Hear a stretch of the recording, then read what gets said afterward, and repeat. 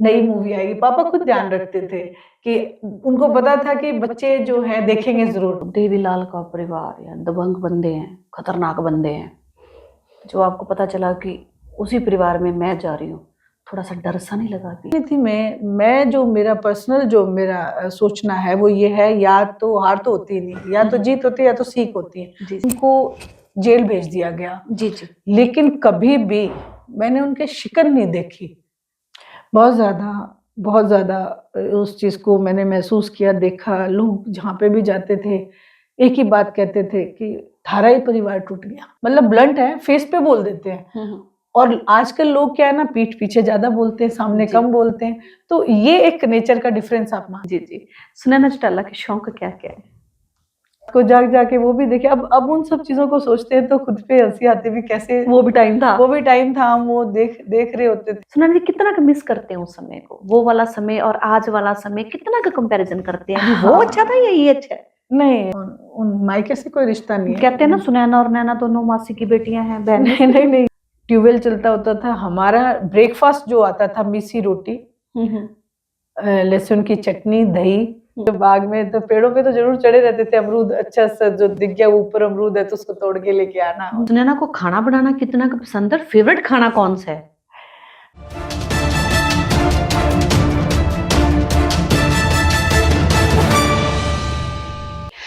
नमस्कार जी, मैं हैप्पी सिंगला और आज के पॉडकास्ट की शुरुआत करते हैं सुनैना चौटाला जी से।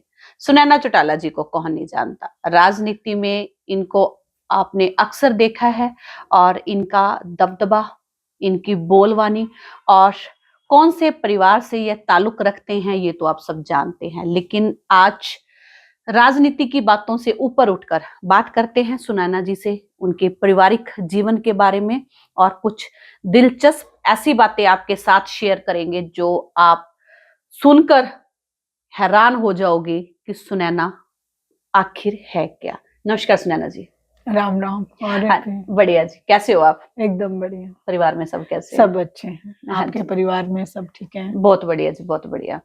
हाँ जी दी, तो आज राजनीति की बातें नहीं करेंगे, आज बात परिवार के ऊपर करते हैं। सबसे पहले तो जन्म स्थान कहाँ से है, कहाँ तक आप पढ़े हैं, अपने बारे में कुछ बताएं। मेरा बर्थ जो हुआ वो हिसार जी, मतलब सिटी से, और हिसार के पास एक विलेज है दौलतपुर। उस दौलतपुर में एक लांबा परिवार से मेरा जन्म हुआ।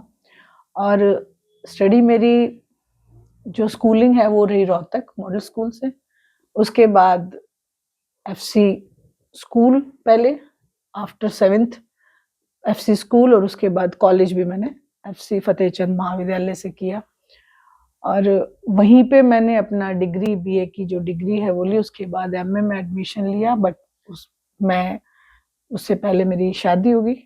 और मेरे जो पिताजी हैं उनको हार्ट की प्रॉब्लम थी, तो इस वजह से जो हमारे बुजुर्ग, मेरी दादी जी वगैरह सब इस चीज के ऊपर कंसंट्रेट करने लग गए कि अब मैरिज हो जानी चाहिए। क्योंकि सबसे बड़ा अगर लड़कियों के ऑब्स्टेकल कोई आता है करियर के अंदर, तो वो ये होता है कि अब इनकी मैरिज कर देनी चाहिए। तो मतलब वो मैं मानती हूँ कि एक, आज तो खैर युग बदल गया, आज तो सब बच्चे अपने अपने करियर पे ध्यान देते हैं, लेकिन हमारे टाइम में ये बड़ा एक रहता था कि अब बेटी ने बीए कर लिया तो अब उसको अगले घर भेजो, पीछे और बच्चे हैं। मतलब ये सारी चीजें जो हैं मैंने देखी है अपने सोशल सर्कल। जी, कितने बहन भाई हो? हम 4 बहन भाई हैं, सबसे बड़ी मैं हूँ। जी जी। मुझसे छोटी मेरी सिस्टर है सबीना, उससे छोटा ब्रदर है सुमित, और उससे छोटी एक सिस्टर है निधि। तो हम 4 बहन भाई हैं। पीछे परिवार भी राजनीति से है? मेरे दादाजी गांव के सरपंच रहे 25 साल तक निर्विरोध। और उसके बाद मेरे ताऊजी चौधरी कमल सिंह नाम था उनका, लांबा, वो भी सरपंच बने। फिर मेरी मदर भी विमला लांबा जो, वो भी गांव के सरपंच रही। उसके बाद हमारा जो है ये इसमें रिजर्व उसमें आ गया। यानी कि देखा हमेशा पॉलिटिकल है, फैमिली में थे पॉलिटिक्स में भी। चौधरी प्रताप सिंह मतलब दादाजी के कजन थे, वो एमएलए रहे हैं। और आपने सुना होगा कृषि मंत्री रहे थे विकास पार्टी में कमल सिंह डाबड़ा, जी वो भी मेरे फादर के बुआ के बेटे रहे, मतलब ताऊ जी लगते थे वो भी मेरे। तो सराउंडिंग में था पॉलिटिकल जो एटमॉस्फेयर था ऐसे। जी जी। तो रवि जी से शादी कैसे हुई? लव मैरिज या अरेंज मैरिज? नहीं नहीं नहीं जी, बिल्कुल परिवार की तरफ से रिश्ता आया और परिवार ने उसे एक्सेप्ट किया। इवन मैंने तो कभी देखा भी नहीं था।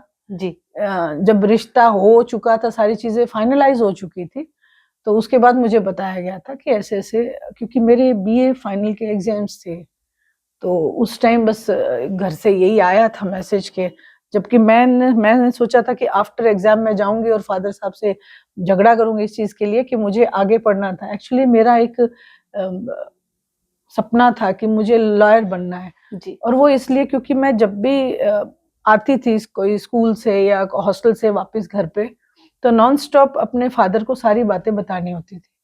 तो पापा हमेशा कहते थे तू इतनी बोलती है, तुझको तो वकील बनना चाहिए। जी तो वो एक दिमाग में बचपन से ही वो बात बैठी थी कि मुझे लॉयर बनना है, तो एलएलबी करनी है, डीयू में एडमिशन लेना है, मतलब एक फोकस उसी चीज पे था। शादी वाली साइड तो पता ही नहीं था कि उस टाइम इधर भी जाना पड़ेगा। पर उसके बाद मेरी मैरिज अरेंज मैरिज है। जब रवि जी के साथ रिश्ता हुआ तो जैसे सुनते थे कि अभय सिंह चौटाला और देवीलाल का परिवार या दबंग बंदे हैं, खतरनाक बंदे हैं। जो आपको पता चला कि उसी परिवार में मैं जा रही हूँ, थोड़ा सा डर सा नहीं लगा भी? नहीं, एक्चुअली पता ही नहीं था। एक्चुअल में क्या था, पता ही नहीं था, क्योंकि पॉलिटिक्स में इतना इन्वॉल्व नहीं थे। देखा था, जी। हाँ, इवन मैं अपने कॉलेज की प्रेसिडेंट थी, जी तो लेकिन एक्टिव पॉलिटिक्स में नहीं, स्टूडेंट पॉलिटिक्स में थी, काफी एक्टिव थी, और स्पोर्ट्स में भी थी। तो ये परवाह ही नहीं थी कौन है कौन नहीं है, फैमिली वालों ने जो कर दिया। अब यही था कि हाँ ठीक है, फादर साहब ने जो किया होगा अच्छे के लिए ही किया होगा। हाँ, इवन मेरे फादर ने पूछा जरूर था मेरे से कि भाई कहीं और आप चाहते हो तो बताओ बेटा। तो आई वाज के मैंने सोचा ही नहीं कभी, इस चीज के बारे में नहीं सोचा, इस ट्रैक के बारे में नहीं सोचा। अब मैं क्या बताऊं आपको, तो वो पता नहीं था ऐसा।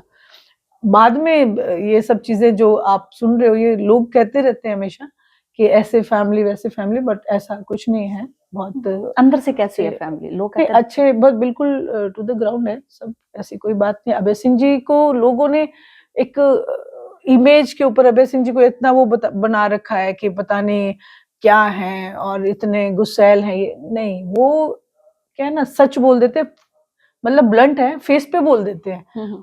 और आजकल लोग क्या है ना, पीठ पीछे ज्यादा बोलते हैं, सामने जी। कम बोलते हैं। तो ये एक नेचर का डिफरेंस आप मान सकते हो। जी जी। तो फैमिली में फिलहाल कौन कौन है? मदर इन लॉ है, और जो अभी मेरे साथ यहीं पे रहते हैं, और बेटा है, और बड़े भाई साहब हैं, जेठ हैं, जो जितेंद्र भाई साहब हैं, वो चौटाला गांव में विलेज में रहते हैं। और बाकी तो मैं तो यही सच, जो मेरा, आज तो आप मेरा नॉन पॉलिटिकल करने आए हो, जी लेकिन फिर भी मैं पूरे हरियाणा को ही अपनी फैमिली मानती हूँ। जी फैमिली में वही होता है जो आपसे मिल लिया, जो आपसे बात कर ली, वही फैमिली है। आप ये बताओ, आजकल मोस्ट प्रोबेबली जो आप देखोगे तो लगभग सभी एक दूसरे से कटते दिखेंगे आपको। मैं वो देखना चाहती हूँ, वो समाज जो हमारा पहले समाज होता था। जैसे हम लोग एक हवेली में रहते थे, जो हमारे ताऊ चाचा, हम बच्चे थे तो हमें ये नहीं पता था कि हम किसके हैं। जी भाई मतलब हमारी मदर हमें सारी माँ लगती थी, वो माँ है, वो माँ है, वो मम्मी है। तो मतलब ये सब चीजें आजकल वो चीजें लैप्स होती जा रही है। जी तो जी वो चीजें मैं कहीं ना कहीं ढूंढती रहती हूँ। जी जी। तो दी बात करें, जैसे आप एक वकील बनना चाहते थे लेकिन शादी होगी, घर की तरफ मूव हो गए, उसके बाद पॉलिटिक्स में आप कब आए?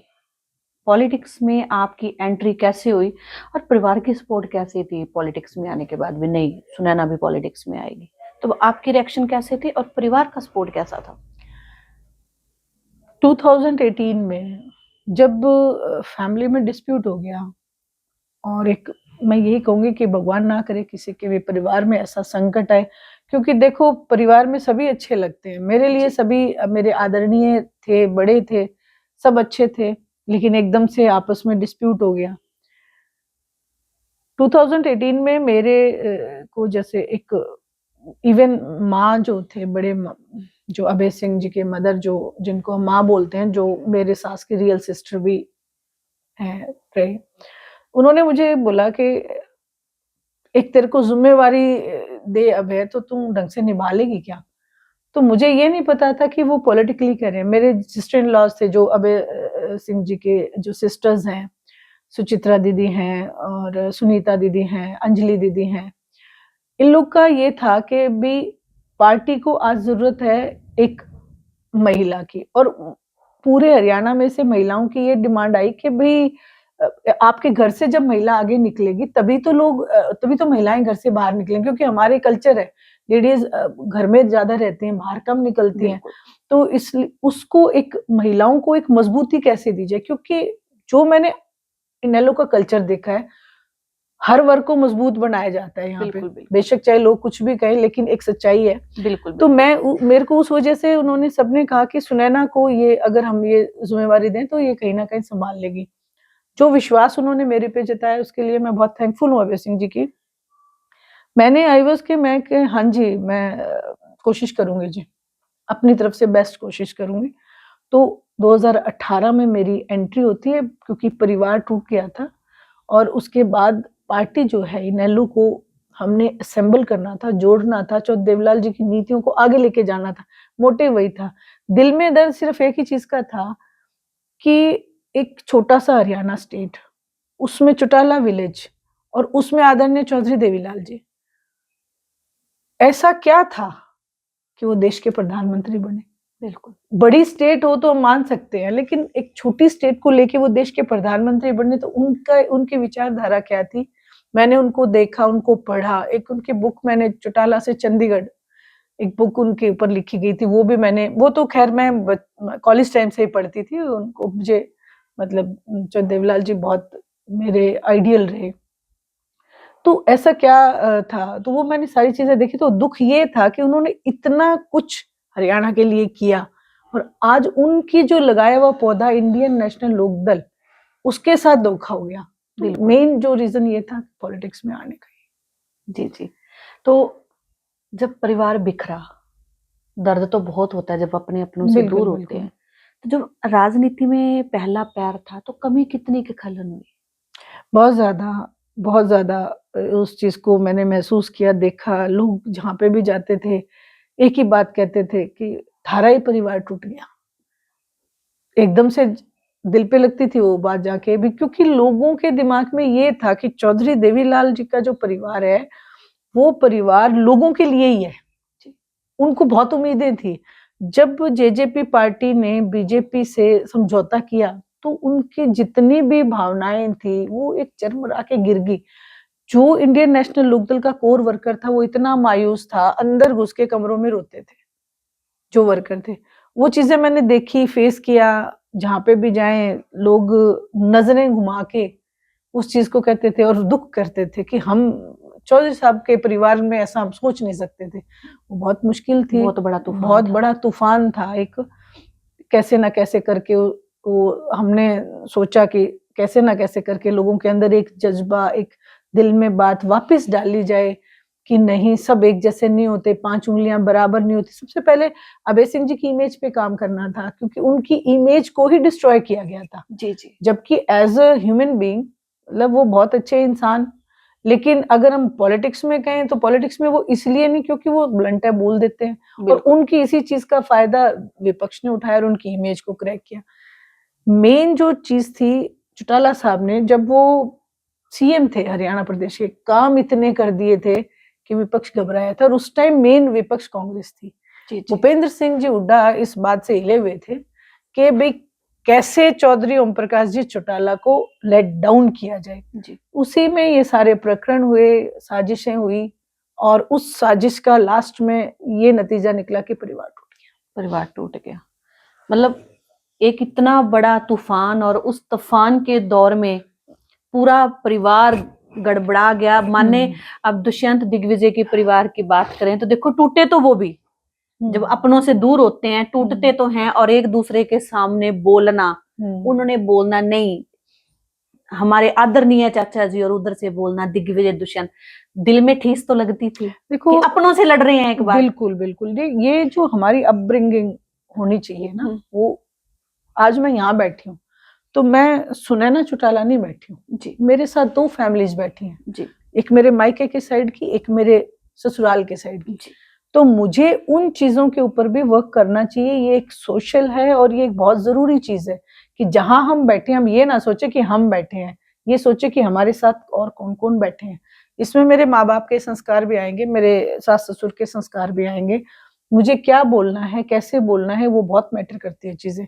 और आप ये देखें कि उन सारी मर्यादाओं को तोड़ दिया गया था, भूल गए थे कि हम क्या है, इतना मैं हो चुका था कि चौधरी देवीलाल जी जिनको पूरा हिंदुस्तान एक आइडियल मानता है, उनकी फैमिली में मैं शोभा नहीं देता। तो इसलिए ये जो सारी चीजें हुई ये गलत हुई। जी, परिवार में काफी उतार चढ़ाव आए, लेकिन राजनीति में प्रेरणा स्रोत हैं वो आपके कौन रहे, किन्होंने मार्गदर्शन दिया? पॉलिटिक्स में देखो फैमिली ने सपोर्ट किया, इसीलिए मैं आज पॉलिटिक्स में हूँ।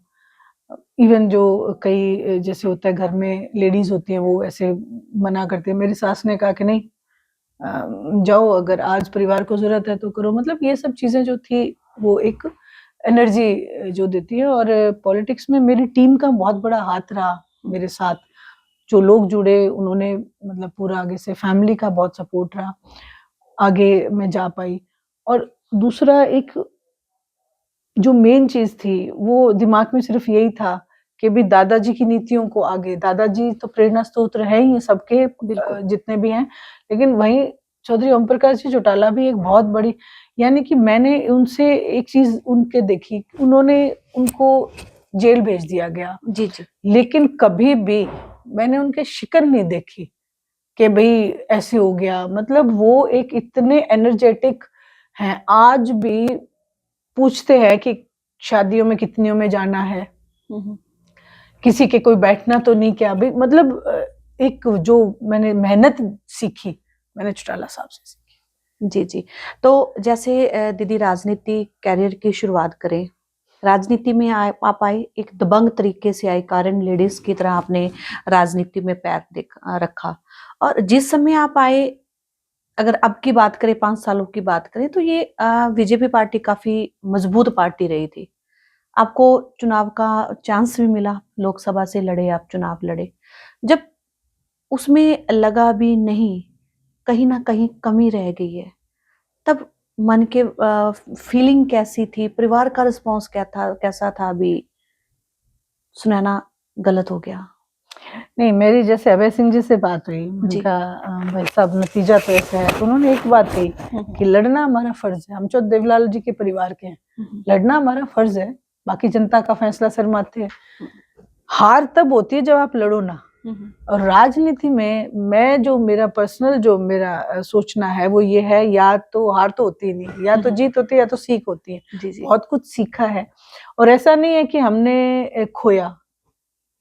जो आईएनएलडी मैं स्टार्ट में आई थी, जो आईएनएलडी थी उससे हमने बहुत कुछ गेन किया है। एक बिल्कुल एक तरीके से तो जेजेपी मर्डर ही करके गई थी ना, बिल्कुल भी एक उससे हमने वेंटिलेटर से उठना निकलना और बाहर आके, और पार्टी के साथ आज बहुत सारे लोग जो है अटैच होना चाहते हैं, जुड़ना चाहते हैं। मैं रोहतक अभी मैं मैरिजेस में गई हुई थी, तो इवन मैंने हर एक की जुबान पे एक बात देखी, बेशक अभय सिंह जी चुनाव लूज कर गए, लेकिन तकलीफ और दर्द है लोगों के अंदर के भी ऐसा नहीं होना चाहिए था। अभय सिंह का विधानसभा में ना होना लोगों के दिल पे चोट है। बिल्कुल। वो इस चीज को बहुत इस चीज के लिए बहुत परेशान है, दुखी है, और वो कहते हैं जो हो गया, लेकिन आगे तो बेटी मारे दो रे अभय सिंह को लिया दे। मतलब ये एक वर्डिंग है लोगों की आज। तो मैं ये सोचती हूँ कि जब हमें दिखता है कि गलत हो गया, लेकिन परमात्मा ने कुछ ना कुछ उसमें सही सोच रखा होता है। आज वो चीजें एक मुझे मिले और मैंने उनका इंटरव्यू भी देखा, उन्होंने बताया, मेरे उनका नाम ध्यान नहीं, कि जो हम एक डेलीगेशन हुआ था, बॉम्बे गए थे पूरी टीम, जिस टाइम चौधरी ओम प्रकाश जी चौटाला मुख्यमंत्री थे, और नहीं, मुख्यमंत्री नहीं थे, देवीलाल जी चुनाव हारे थे। जी जी। तो एक डेलीगेशन रखा गया था कि बॉम्बे जाके सब लोग वहां पे गए थे पार्टी के। और तो जैसे वो रेलवे स्टेशन पे उतरे तो उन्होंने टैक्सी हायर की, और वो टैक्सी वाला उनको लेके उस जगह तक गया जहाँ पे डेलीगेशन की जो जगह थी। तो उनको पूछा टैक्सी वाले, आप हरियाणा से हो क्या? तो वो लोग बोले कि हमने कहा, मैं सुन रही थी उनका, वो बोले कि हमने बड़े गर्व से कहा हम हरियाणा के हैं। बोले आप लोगों को इस समुद्र में डूब जाना चाहिए। तो वो बोले कि क्यों, फिर ऐसा तूने क्यों कहा? बोले आपने जो देवीलाल को हरा दिया। तो आज बोले मैं उसी चीज को वापस देख रहा हूँ, अभय सिंह को हराना ये हमारे लिए डूब मरने जैसी बात है। तो मतलब ये लोग खुद इस चीज को करे। इवन अभय सिंह जी को मैंने जब फोन किया, मैंने कहा भाई साहब एलनाबाद ने गलत कर दिया। बोले अच्छा, ये वो लोग हैं जिन्होंने हमेशा हमारा साथ दिया है, गलत कुछ नहीं होता, कोई बात नहीं, यही हमें जिताएंगे भी। मतलब एक बहुत पॉजिटिव जो बात उन्होंने बोली, उससे मैंने बहुत सीखा कि पॉजिटिव रहना बहुत जरूरी है। ऐसे ही फैमिली में जब मैं आई, इलेक्शन लूज के, मेरे को किसी ने ये नहीं कहा कि हार गए, कुछ नहीं होता, मेहनत करना, मेहनत करो, आगे बढ़ो। पूरे मतलब जो आप अकेले कुछ नहीं होते हैं, पूरा जो है टीम और जो फैमिली, सब चीजें वर्क करती है आपके साथ, तभी आप आगे जा पाते। जी जी। रवि जी की नेचर कैसी है? ठीक है, मतलब ये बहुत ज्यादा बोलते नहीं है और ठीक है। जी जी। तो बच्चे क्या कर रहे हैं स्टडी में, क्या एम्स क्या है बच्चों का, या राजनीति में लेके आना है? नहीं देखो, मैं नहीं चाहती कि भी राजनीति में जैसे परिवार आगे वो थोप दो। जो उसके अंदर क्वालिटी होगी, जो उसको करना होगा वो करे, जिस दिशा में जाना होगा वो जाए। लेकिन एक सबसे बड़ी चीज क्या होती है, इंसान अच्छा होना चाहिए। मैं सिर्फ उसी चीज पे मैंने फोकस रखा। मास कम्युनिकेशन उसने किया है, डिग्री की है एमआईटी यूनिवर्सिटी से जी। तो अब जहां उसका जो चीज होगी वो अच्छे से करे, बस मेरा यही फोकस रहता है। जी जी। तो राजनीति के साथ साथ घर को समय कैसे देते हैं? बहुत बड़ी जिम्मेदारी होती है ना, जैसे पहले आपने लोकसभा चुनाव लड़ा तो पूरे हिसार की जिम्मेदारी थी, लोगों का विश्वास था, वो साथ लेके चल रहे थे, और घर पे बुजुर्ग भी हैं उनको संभालना, और फिर आपने फतेहाबाद भी विधानसभा भी चुना, बहुत लंबा समय, सारा दिन वोटिंग मांगना, फिर घर आकर देखना, मैनेज कैसे किया इन सबको? मैंने आपसे कहा कि पूरा एक आदमी के इस चीज के पूरी टीम का काम, मेरे अभी आपने देखा, आपको चाय दे के गया जी, मेरे जो सर्वेंट, जो मेरा स्टाफ है वो मुझे बहुत सपोर्ट करता है, उस मुझे कोई परेशानी नहीं आने देते। घर का काम है, कुछ है देखना है, वो सारी चीजें देखते हैं। इवन जो मदर इन लॉ है उनका भी बहुत प्रॉपर तरीके से ध्यान रखते हैं। और मतलब मैं यही कहूंगी कि टचवुड अच्छे हैं और मेरे को कभी कोई शिकायत नहीं आई। हाँ ठीक है, जो घर का मैनेजमेंट है वो तो वॉच आउट देखो करना ही पड़ता है, और मैं मानती हूँ इसीलिए महिलाएं महान भी कहलाती हैं, क्योंकि घर और बाहर दोनों चीजें संभाल लेती हैं। दूसरी एक चीज है कि महिलाओं से बहुत उम्मीद होती है परिवारों को। जी जी। वो उनके अंदर पूरी फैमिली को एक महिला में देखते हैं। बिल्कुल। तो वो एक बहुत बड़ी रिस्पॉन्सिबिलिटी हो जाती है, तो उसको सोच के जब आप मैनेज करते हो सब चीजें हो जाती है। कहते हैं ना, ऊपर अगर कोई बात पड़ गई तो वो अपने आप संभल जाती है, संभाल लेते हैं, लेडीज संभाल लेते हैं। जी जी। सुनैना चौटाला के शौक क्या क्या है? अर्ली डेज में मुझे स्पोर्ट्स का था, जैसे मैं फुटबॉल प्लेयर रही हूँ जी जी। मैंने जूनियर नेशनल सीनियर नेशनल खेले हैं, और मुझे एक्टिविटीज का हमेशा ये रहा कि कहीं ये ना हो कि इस जगह मैं नहीं हूँ। Rifle all India best shooter में रही हूँ, राइफल शूटिंग भी की है। जैसे कॉलेज में मैं प्रेसिडेंट थी, तो ऐसा नहीं था प्रेसिडेंट मैं कोई किसी को टीज करने के लिए या किसी से झगड़ा या ऐसी ऐसी वो चीज नहीं थी। मैं कॉलेज में मेरी जो इवन टीचर्स, देखो हमें ये सिखाया गया था कि टीचर्स की रिस्पेक्ट, तो उल्टे टीचर्स ने भी हमें बहुत रिस्पेक्ट दी। मतलब ये सब चीजें मैं देखती हूँ भी, ऐसा नहीं है कहीं पे भी कि आप कोई चीज कर रहे हो आपको उसका वो नहीं मिल रहा, रिटर्न नहीं मिल रहा, तो मिलती है। और शौक उस टाइम मूवीज का बहुत था, मूवीज देख के आनी है। फादर से कह देते थे पापा नई मूवी आएगी, पापा खुद ध्यान रखते थे कि उनको पता था कि बच्चे जो हैं देखेंगे जरूर। मेरे फादर की एक बहुत अच्छी बात थी, उस टाइम जो थे मोस्ट ऑफ पेरेंट्स क्या थे कि रिस्ट्रिक्शन लगाते थे, वहां नहीं जाना, मार्केट अकेले नहीं जाना। मेरे फादर की थ्योरी अलग थी, वो ये कहते थे जाओ लेकिन संभल के। वो हमेशा कॉलर के ऊपर हाथ लगाए कहते थे कि तेरे बाप के पास ये बहुत बड़ी चीज है।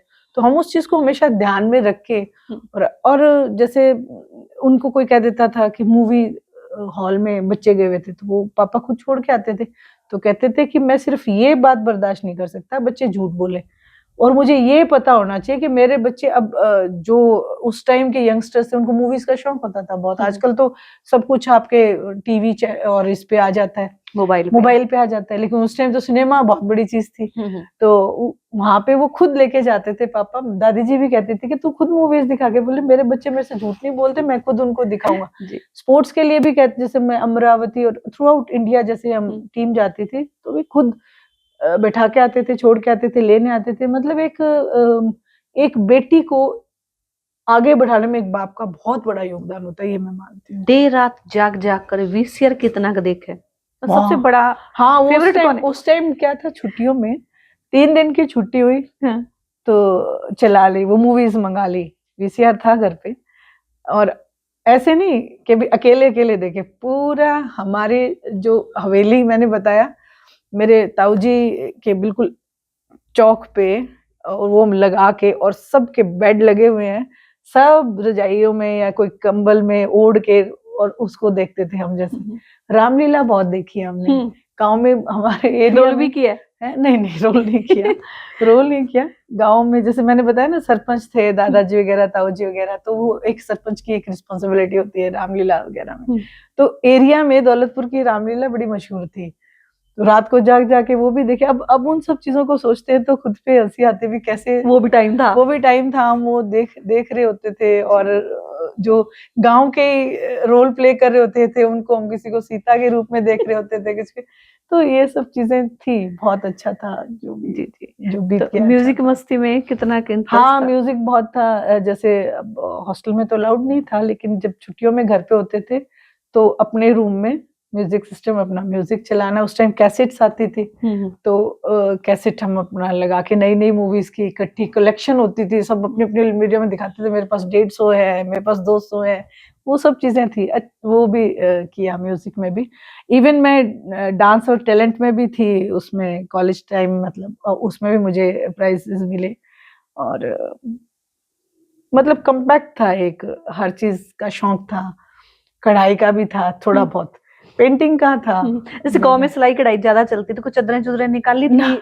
ऐसा कुछ नहीं किया। एक राधा कृष्ण जी की मैंने और मेरी सिस्टर ने, दोनों ने मिलके एक निटिंग उसमें की थी, एक पूरी सीनरी हमने वो निकाली थी थ्रेड से, और उतना ही किया, बहुत ज्यादा नहीं किया। हाँ वो मेरी मदर ने बहुत किया हुआ था। हाँ, दाइजा काफी इकट्ठा करते वो थे। मेरे मदर के टाइम में था, चदरें वदरें उनकी निकाली हुई थी, कुशन कवर्स और वो सब थे। हमारे टाइम तक वो नहीं था, लेकिन हाँ शौक चढ़ा था कि हाँ लेके जाएंगे, सीनरी फ्री हैं छुट्टियों में। तो और तो देखो तब मोबाइल वगैरह इतने नहीं थे, तो यही एक्टिविटीज होती थी। सुनैना जी, कितना का मिस करते हैं उस समय को, वो वाला समय और आज वाला समय, कितना का कंपैरिजन करते हैं? हाँ। वो अच्छा था या ये अच्छा है? नहीं देखो, समय दोनों ही अच्छे हैं। आप पे खुद पे ये चीजें डिपेंड होनी चाहिए कि आप उस चीज में कितना इन्वॉल्व होते चले जा रहे हैं। आप उतना इन्वॉल्व हुए जितने की जरूरत है, मैं ये मानती हूँ। जो वो समय था वो एक अलग दौर था, ये एक साइंस का युग है, अलग है, इसमें कुछ बुरा नहीं है, लेकिन वो डिपेंड हमारे ऊपर करता है कि हम कितना उस चीज को अडॉप्ट, क्या क्या चीजें कर रहे हैं। जो चीजें हमें अच्छी अडॉप्ट है वो करनी चाहिए, जो गलत है वो उस टाइम भी गलत थी और आज भी गलत है। दौर में कोई फर्क नहीं है, बल्कि अच्छी एक टेक्निक आई है, बहुत सारी नई टेक्निक्स आई हैं, हाँ, लेकिन इंसानियत कहीं ना कहीं बिखरती जा रही है। जी। चौटाला साहब को आपने अब तक कितना समझा है? कौन सी उनकी ज्यादा ऐसी बात है जिससे सुनैना प्रभावित हुई है?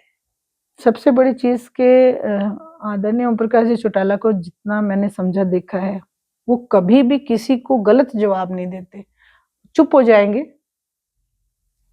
उसका रिएक्ट नहीं करते। जो चीज उन्हें पसंद नहीं है उसके ऊपर वो रिएक्शन कभी नहीं देते, और जो चीज उन्हें पसंद है उसके लिए एक्शन वो तभी लेते हैं। और एक पॉलिटिशियन के अंदर ये क्वालिटी होना एक बहुत बड़ी चीज है।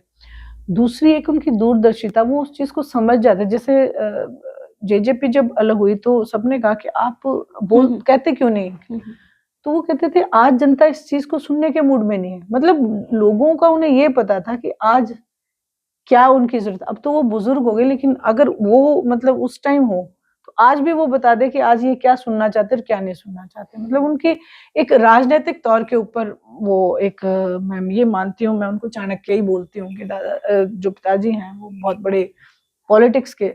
चौधरी देवीलाल जी के लिए उन्होंने जो काम किया, एक बेटा होने के नाते आगे जाते थे, प्रोग्राम सेट करते थे, ऐसा बेटा भगवान सबको दे। जी मैं तो जी ये बोलती हूँ। जी जी। आज मैं नहीं कह रही, आज पूरा हरियाणा कह रहा है कि अगर बिखरा हुआ परिवार एक हो जाए तो क्या मत आ जाए, माहौल बदल जाएंगे, समीकरण बदल जाएंगे। इसमें सुनैना की राय क्या है? परिवार को एक होना चाहिए और खुशी कितनी क्या इस बात से? बिल्कुल, मैं ये चाहती हूँ भी, मैंने आपको शुरू में कहा भगवान ना करे किसी का भी परिवार बिल्कुल। टूटे। परिवार देखो, परिवार का एक होना, बूढ़े बुजुर्ग कहते थे बंदी बुआरी लाख की होती है, बिल्कुल खंडी बुआरी खाक की हो जाती है। वो प्रैक्टिकली हो चुका। यहाँ सवाल सिर्फ यही है कि एक होना, कोई ऐसी कोई मर्डर तो हुए नहीं, बिल्कुल ठीक है, तो और ये चीज है, मर्डर हुए हुए एक हो जाते हैं, ऐसी कोई बिल्कुल बात नहीं। लेकिन बात ये है कि जो बच्चे हैं वो आके अपने दादाजी के पास, अपने दादा के पास आने में कोई बुराई नहीं है। कोई बुराई नहीं है, बिल्कुल अगर वो आ जाएं और उनके पास डिसीजन, देखो चौटाला साहब करेगा, हम उनका माने कि वो हमारी फैमिली के मुखिया हैं, बड़े हैं। और बाकी मैं ये दिल से मेरी यही ख्वाहिश है कि भाई सबको, किसी का भी परिवार ना टूटे, सारे परिवार एक होके रहे। बिल्कुल बिल्कुल। ये चीजें और खुशी बहुत ज्यादा है इस बात में भी, बिल्कुल इकट्ठे बिल्कुल, होते हैं। हाँ इकट्ठे होते हैं, एक माहौल ही अलग हो जाता है। हम्म, ये नहीं सोचना पड़ता कि सामने मिल जाएंगे तो क्या, कैसे, क्यों, है ना, वो सब चीजें मुझसे कभी हुआ ऐसा दोराहे में? नहीं, वैसे मेरा तो देखो हैप्पी एक नेचर है कि मैं पॉलिटिक्स को और सोशल लाइफ को बिल्कुल डिफरेंट रखती हूँ, अलग रखती हूँ। मेरे लिए वो आदरणीय है, जो मेरे आदरणीय है वो मेरे आदरणीय है, उनके मैं पैरों के भी हाथ लगाऊंगी। आपको दिखूं, मैं कभी भी आपको इस तरीके से नहीं दिखूंगी कि भाई मैं उनको इग्नोर करके पैरों के हाथ नहीं लगाए या स्टंट करके चली जाऊं, ऐसा कभी मेरे नेचर में आपको नहीं दिखेगा। नैना जी के साथ भी काफी गहरा रिश्ता है आपका? रिश्ता मेरे जिठानी है वो, और मायके से भी रिश्ता है? नहीं नहीं, उन मायके से कोई रिश्ता नहीं है। कहते हैं ना सुनैना और नैना दोनों मासी की बेटियां हैं, बहन नहीं नहीं नहीं, ये सब लोग अपना एक उनका एज्यूम की हुई चीजें हैं, क्योंकि नाम एक जैसे, उनका नैना है जी और मेरा सुनैना है, इसलिए वो एज्यूम कर लेते हैं लोग, नाम से एज्यूम करे। और फिर डिस्ट्रिक्ट हमारा सेम है जी। वो आदमपुर हल्के के दडोली गांव से है, और मैं उकलाना हल्के के दौलतपुर गांव से हूँ।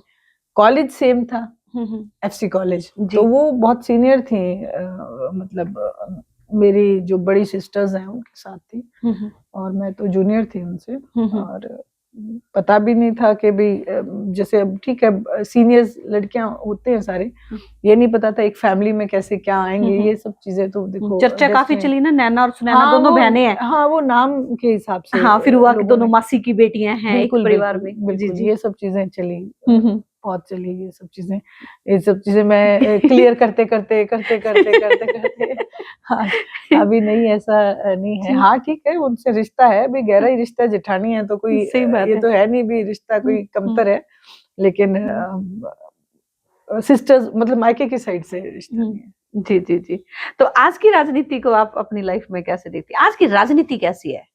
और अगर कोई नया बंदा राजनीति में आना चाहे तो उसको क्या कहना चाहते हैं? राजनीति में कैसा है? वो सोचता है कि यार राजनीति में आना, मैंने एक नेता बनना है, और दूसरा साथ वाला कहेगा यार नेता बनने के लिए तो पैसा करना चाहिए, तिरकने है कि पढ़ा लिखा है ठीक है, तिरकने है तो की कोनी गड़ा पैसा लगा, राजनीति तो मोटा पैसा वाले की है। तो आप किस चीज के बारे में क्या सोच है? पढ़े लिखों की राजनीति है या मोटे पैसों वालों की राजनीति है?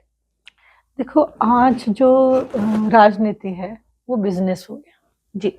लोग उसके नॉर्म्स जो है वो छोड़ चुके हैं।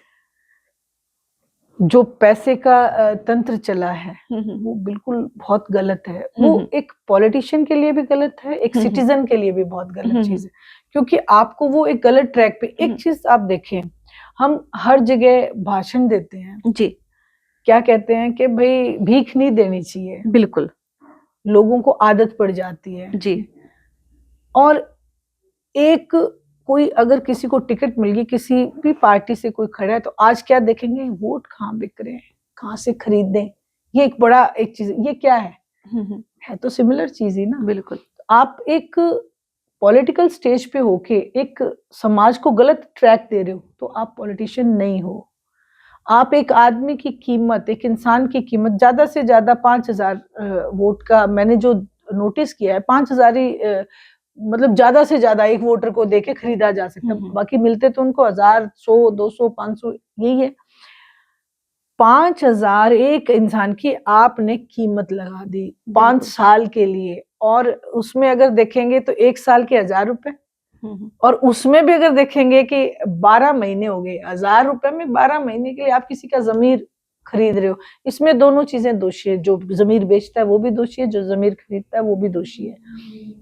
राजनीति आप किस लिए करना चाहते हो? जो लोग पैसे की राजनीति करेंगे वो राजनीति से पैसा बनाएंगे, और जो सामाजिक तौर पे राजनीति करना चाहता है ना वो पैसा खर्चेगा ना वो पैसा बनाएगा, वो काम करने के लिए आएगा। ये जो चीज है, ये जो फर्क है, ये लोगों को समझना पड़ेगा। आज नहीं तो कल इसी ट्रैक पे आना पड़ेगा। कहते हैं ना, पानी चाहे कितना ही उछले लेकिन जाएगा पुल के नीचे से। आज जो कितने ही चाहे आप बना दो घर, आज आप देखो पॉलिटिक्स में कोई एंटर करता है, उसके पास दादालाई जमीन कम भी हो, कुछ भी हो, लेकिन जैसे वो एंटर कर जाएगा तो उसके पास बहुत कुछ हो जाता है। बिल्कुल बिल्कुल।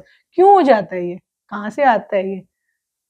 ठीक है, आज लोग ये कह देते हैं कि भाई राजनीति में भाई पैसा चाहिएगा। पैसा किस लिए चाहिएगा? क्या लोगों को खरीदने के लिए? ये सब आप उनके लिए काम क्यों नहीं करते? आज महंगाई, बेरोजगारी, ये सब चीजें, ये मुद्दे क्यों नहीं है? ये इसीलिए नहीं है कि भाई ठीक है वोट आएंगे, पैसे डालेंगे, खरीद लेंगे, बन जाएंगे, फिर जाओ बाढ़ में। जी। तो आज इसीलिए काम नहीं होते, इसीलिए देश तरक्की नहीं कर, हरियाणा प्रदेश इसीलिए। और कह सकते हैं भी कहीं ना कहीं अपनी हालात के हम खुद दोषी हैं। बिल्कुल। पहले कीमतें लगा ली, बाद में पछता लिया, दोषी खुद है। उससे भी बड़ी चीज आप देखो, नेशनल पार्टीज हैं जी। नेशनल पार्टीज ने एक एजेंडा उठा रखा है रीजनल पार्टीज को खत्म करना। बिल्कुल। तो वो रीजनल पार्टीज अगर खत्म हो गई, आप खुद सोचो कि रीजनल पार्टी होती है स्टेट का कवच होती है, वो स्टेट के लिए काम करती है। आपकी स्टेट 10 सीटों पे है, लोकसभा पे है, इन 10 सीटों का आगे सेंटर में क्या मायने रह जाते हैं? उन पे आवाज उठाने वाला कौन होगा?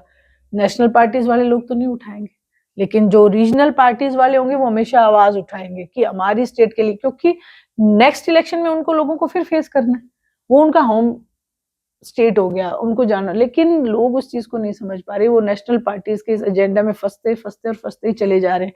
अभी आप देखो, एक नया मुद्दा मैंने अजमेर दरगाह का देखा। हमारे ऊपर हमेशा धर्म की बातें क्यों आ जाती है? राजनीति में धर्म है, जात है, बिरादरी है, क्यों नहीं मुद्दे की बातें आती? क्यों नहीं लोग बात करते बेरोजगारी की? क्यों नहीं लोग बात करते महंगाई की? क्यों नहीं लोग बात ये करते कि गांव की जो आइडेंटिटी आज खत्म हो गई है? बिल्कुल, कोई आइडेंटिटी नहीं रही गांव की, विलेजेस की, जबकि 70% देश का अगर इकोनॉमी चलता है तो वो गांव से चलता है, किसानी से चलता है। आज आप कहाँ उनको लेके जा रहे हो, खुद कहाँ? तो ये सब जो चीजें बहुत मैशअप हो चुकी है, और इनको क्या है ना, इंडिविजुअली एक एक चीज को देखना परखना बहुत जरूरी है, और इसके लिए हर एक वोटर को अवेयर होना बहुत जरूरी है। सुनैना जी, आप एक किसान परिवार से हैं, खेतों में कितना समय बिताया है? कुछ ऐसा पल है जिसको आप याद करो और सोचो नहीं यार वो भी दिन थे, नजर आ गया था? हाँ बिल्कुल, हम लोग जब भी हॉस्टल से, जैसे हॉस्टल में रहे बचपन से, गांव में तो स्कूल इतने होते नहीं थे, इंग्लिश मीडियम नहीं था, हॉस्टल्स में, हॉस्टल से जब आते थे तो हम सारे बच्चों को, हम एक छोटी छोटी डंडी लेके, और हम गांव से बाग में जाते थे पैदल। एक तो हमारी सैर होती थी वहां जाके, और मेरे दादाजी का बाग था, आप बिलीव नहीं करोगे, उन्होंने खुद अपने हाथ से बाग लगाया था, और बाग में हर फ्रूट था, फल से चीकू, सेब, संतरे, आम, आड़ू, अमरूद। उनको बागवानी के लिए उनके टाइम में बेस्ट अवार्ड भी मिला था बागवानी का, हरियाणा में सबसे अच्छा बाग। और जो दौलतपुर विलेज की जो लैंड है उसमें आप कोई भी सीड डालोगे तो वो डेवलप हो जाता है। ऐसा नहीं है कि मतलब ये इतनी सारी चीजें मैंने आपको गिनाई तो कोई ये जी। सोचे कि इतने एक जगह कैसे फ्रूट हो सकते, तो जी। होते थे वो तो वहां जाते थे, ट्यूबवेल चलता होता था। हमारा ब्रेकफास्ट जो आता था मिसी रोटी, लहसुन की चटनी, दही, और उससे हम वहाँ ब्रेकफास्ट करते थे। और उसके बाद घर आते थे, फिर अपना जो मम्मी वगैरह नहला देते थे और आराम करते। वो एक बहुत अच्छी मेमोरी है। और उस टाइम जैसे सुबह सुबह आज मॉर्निंग वॉक पे सारे जाते हैं, हम बच्चे थे पता नहीं तो पापा लेके जाते थे, पैदल जाते थे हम, गांव के बीच में घर था, खेत तक पैदल जाते थे। और देखा है जब वो रुई नरमा चुगती हैं लेडीज, वो भी देखी हैं, गेहूं काटते हुए भी देखा है, बोते हुए भी देखा है, ट्रैक्टर भी चला के देखा है, तो सारी चीजें देखी हैं। ईंख होती थी उस टाइम, भुना शुगर मिल थी तो ईंख लगाई हुई थी, वो भी देखी है। और अभी तो फार्म हाउस भी है, जैसे मतलब मेरा ब्रदर फार्म पे ही रहता है हवेली से। किसी और के खेत से चुरा कर भी कभी फल तोड़ा है? नहीं, ऐसी नौबत नहीं आई। ऐसी नौबत नहीं आई। अपने ही जो बाग में तो पेड़ों पे तो जरूर चढ़े रहते थे अमरूद, अच्छा सा जो दिख गया ऊपर अमरूद है तो उसको तोड़ के लेके आना, और ये सब चीजें तो थी। हाँ, ऐसा नहीं, किसी के खेत से तो नहीं। हाँ जी। तो जब से राजनीति में आए तो कोई ऐसा पल जो याद आपको हमेशा याद रहे, कोई ऐसा पल हो? पॉलिटिक्स में बहुत सारे ऐसे पल हैं जो हमेशा याद रहेंगे। जब मेरा शुरू में, जब मैं एंटर किया मैंने, तो अर्जुन का इलेक्शन था कुरुक्षेत्र, और उस टाइम इनेलो को कोई सुन नहीं रहा था। और मैं जैसे एक जगह कोई चाय पानी का प्रोग्राम रख दिया था, तो वो इतने मतलब पजल थे लोग कि चाय पिलाएं कि ना पिलाएं, पिलाएं तो कोई नाराज ना हो जाए। तो उसने क्या किया, हाँ तो कर ली, और जैसे हम पहुंचे वो ताला लगा के गायब। हम गाड़ी में बैठे, क्या बात क्या हुई है सब, अब कैसे किया। एक बहुत बुजुर्ग, अब कोरोना में उनकी डेथ हो गई, वो थे साथ, उन्होंने देखा भी ये मेरी नई एंट्री है, ये इस चीज को मैं सोचूं कि ये सब हो क्या रहा है। तो उन्होंने, मैंने मतलब अब ऑटोमेटिकली मैंने कहा चलो कोई बात नहीं, वो तो नहीं है घर पे, लेडीज तो होंगी। बोले कि जी हाँ लेडीज तो हैं, बैठी हैं। तो मैंने कहा चलो मेरे को उनसे मिला दो। मैं उनके पास गई तो मैंने दादाजी को देखा पड़ा था कि वो ये कह देते थे भी चाय तो पिलाओ, क्या बात होगी, राजनीति में देखो आपको चलना इस तरीके से। तो मैंने कहा नहीं, मेरा ना बड़ा चाय का मन था। तो उन्होंने चाय पिलाई, चाय पिला के फिर उन्होंने साइड में जाके फोन किया कि ये तूने अच्छा नहीं किया कि वो आई, देखो वो तो फिर भी बैठी हैं, फिर भी चाय पी रही हैं, तूने अच्छा नहीं करा। तो उसको मतलब उस चीज की थोड़ी हुई। बाकी 2 दिन बाद उसने फिर से हमें बुलाया, चाय पानी भी पिलाई, माफी भी मांगी, सारी चीजें की। लेकिन हो सकता है उसकी कोई ना कोई मजबूरी है, वो था। तो हमने भी कहा कोई बात नहीं, आप हमारा परिवार, ऐसी कोई बात नहीं। वो जो बुजुर्ग है वो मुझे लेके गई एक ऐसी जगह, ये मेरी थी गुलाचिका हल्के में ड्यूटी थी, और वो लेके गए मेरे को एक पीपल के पेड़ के नीचे चौक पे। बोले बेटा ये चबूतरा देख। मैंने कहा हाँ जी अंकल। बोले क्योंकि अपना अगला प्रोग्राम थोड़ा लेट है इसलिए मैं तेरे को यहाँ ले आया। मैंने कहा जी हाँ बिल्कुल। बोले ये वो आज तो बेटा आपकी पार्टी में इतने मतलब आपकी पार्टी स्ट्रांग है, ये मत समझना।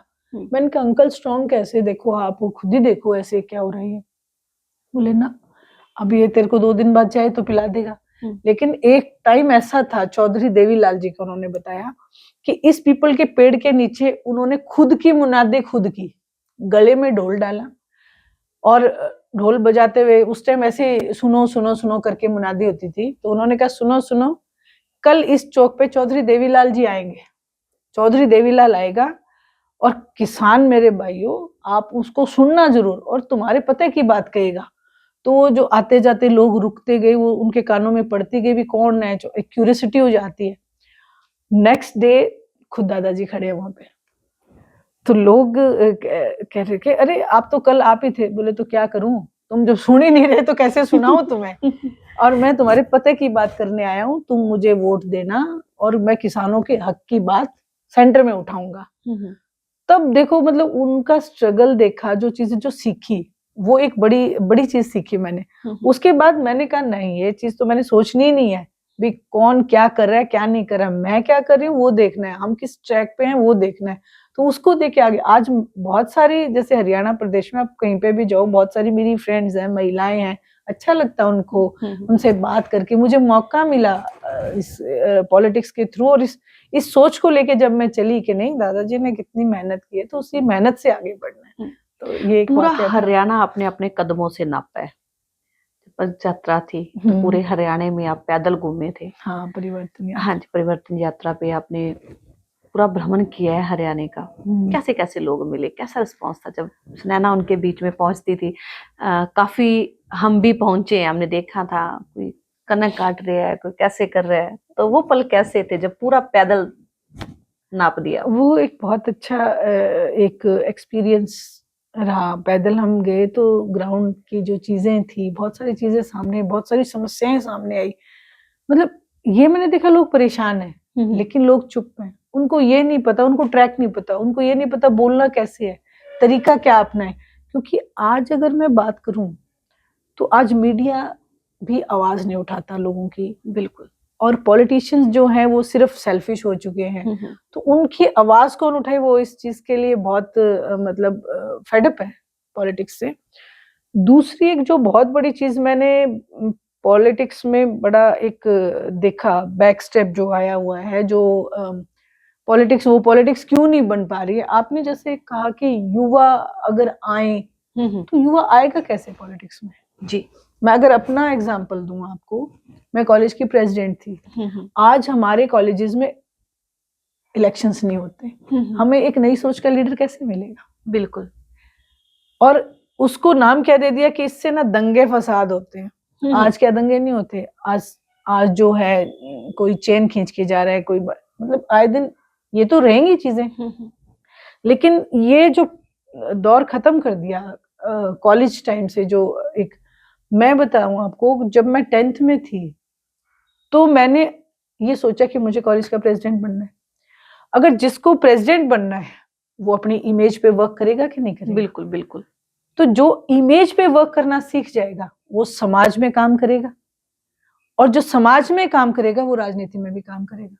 क्योंकि जिस तरीके से घर में एक परिवार में बच्चे की अपब्रिंगिंग होती है, इसी तरीके से स्कूल और कॉलेजेस में भी जो एटमॉस्फेयर हम उनको दे रहे हैं, जो आज का वातावरण हम उनको दे रहे हैं, वो सीखेगा उससे। तो अगर किसी को बनना है तो वो अपनी इमेज पे काम करेगा। मैं खुद इस चीज का एग्जाम्पल हूँ।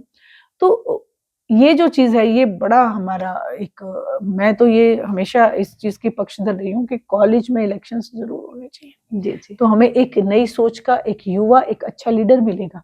आज आप देखिए राजनीति में कौन है, वही लोग हैं, कोई 70 साल का, कोई 75 का, कोई 80 का, एक पार्टी से दूसरी पार्टी में, दूसरी पार्टी से तीसरी पार्टी, वही लोग ही तो घूम रहे हैं। जी जी। एक नई सोच का नया कहाँ है? जी जी। कोई नहीं आ रहा। तो ये एक बड़ा ही, मैं कहूंगी कि ये हमारी राजनीति के लिए बड़ा गलत है, समाज के लिए भी गलत है। तो ये सब चीजें, कोई लोग ये कहते कि हम राजनीति में नहीं है, हम सामाजिक, ठीक है, सामाजिक होना बहुत जरूरी चीज है, पहले सामाजिक होके ही आप पॉलिटिक्स में कुछ कर सकते हैं। लेकिन ये कहना कि हम तो राजनीति में नहीं है, ये गलत है। क्योंकि जो आदमी वोट डालता है वो कोई ना कोई पार्टी में डालता है और वो पॉलिटिक्स में है। तो ये सब चीजें दिमाग से निकाल के काम करना चाहिए कि हमें अच्छी राजनीति कैसे लानी है, जी जी, कैसे लाए हम, उस पे वर्क होना चाहिए। सुनैना को खाना बनाना कितना पसंद है? फेवरेट खाना कौन सा है?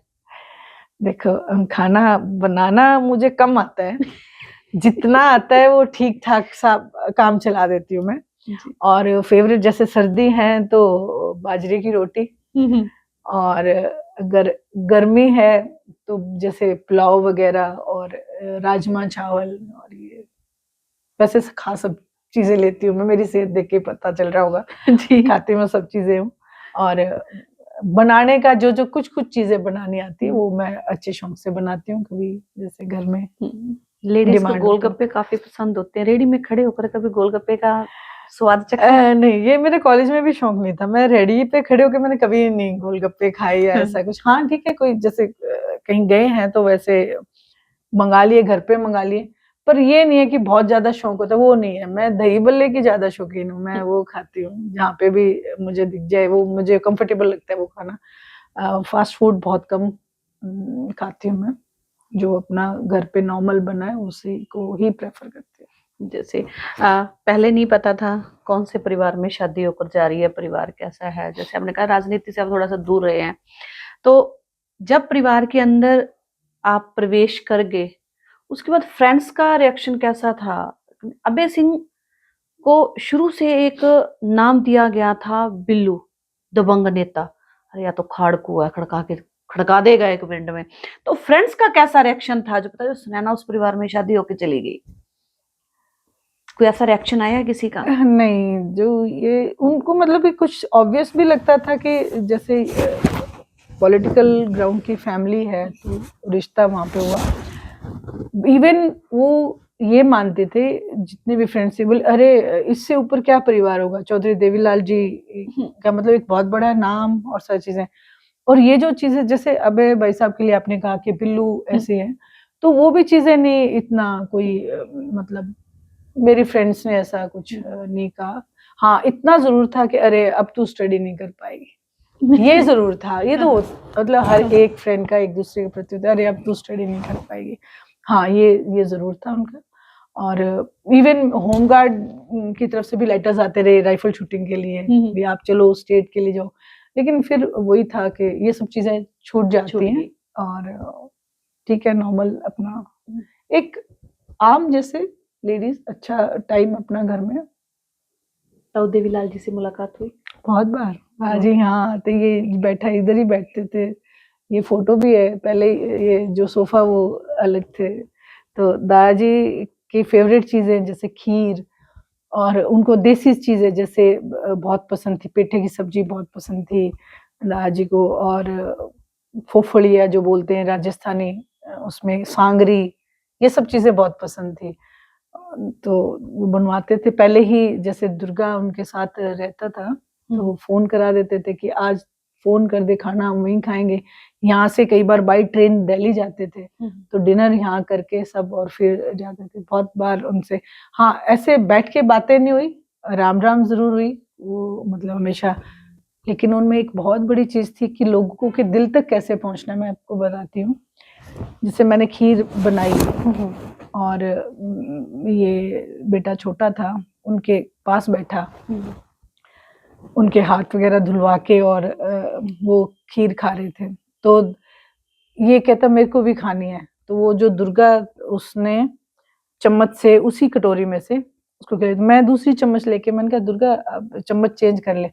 तो दादाजी कहते ना, इसका जूठा मिलेगा कहाँ, ये मेरा पड़पोता, इसका झूठ। मतलब एक माँ के दिल तक कैसे पहुंचना है, एक लोगों के दिलों तक कैसे पहुंचना है, वो बखूबी उनको गॉड गिफ्टेड ही था। मैं तो ये कहूंगी अवतारी थे वो।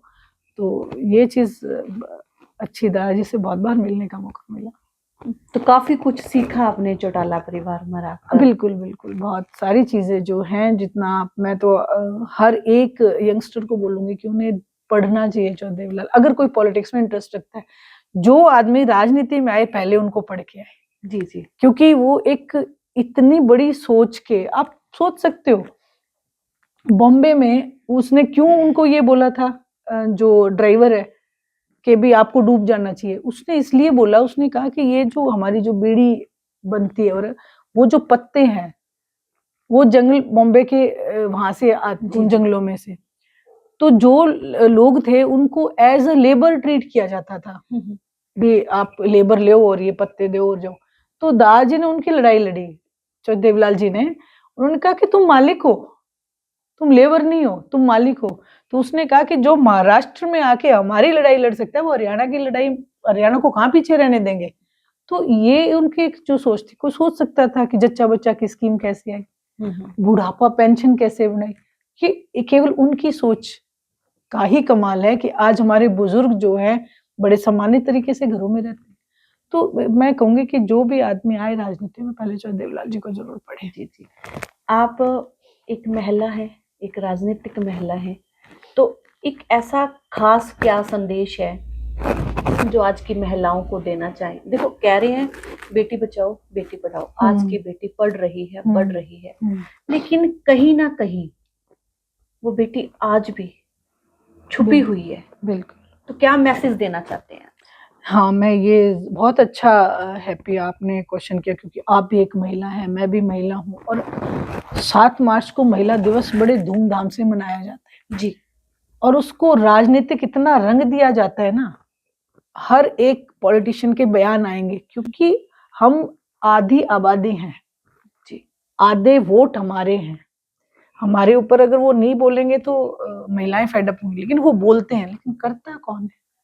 करता कोई नहीं। मैं तो सिर्फ ये एक मेरी एक ख्वाहिश है कि जो भी पार्टी हो, XYZ कोई भी हो, जब भी 7 मार्च आए, एक एजेंडा हिंदुस्तान की महिलाओं के लिए लेना चाहिए कि इस पे हम उस पे फिर पूरा साल वर्क करो ताकि महिलाएं सक्षम हो सके, अपने पैरों पे खड़ी हो सके, उनमें आत्मविश्वास जो है ना, आज महिलाओं में आत्मविश्वास नहीं। आप हो, आपको देख के 4 आदमी तो ये कहेंगे क्या माइक लेके सारी जगह घूमती रहती है, सुनने को मिलता है। 2-1 लोग ही ऐसे होंगे जो आपको अप्रिशिएट करेंगे, अरे भाई महिला है, दबंगता से जा रही है, फील्ड में जा रही है, क्वेश्चन उठा रही है, ये तो एक मर्द के बराबर का काम कर रही है। वो 2-3 लोग ही होते हैं जो इसको एक्सेप्ट करते हैं, बाकी जो 4 मैं कह रही हूँ ऐसे लोग ही हैं आज भी समाज में, वो कहेंगे कि बोले उठा गए और चल रही है, फिर रही है। ये चीजें हमें कहीं ना कहीं बहुत बैक स्टेप पे ले जाती है, महिलाओं को बहुत पीछे ढकेल।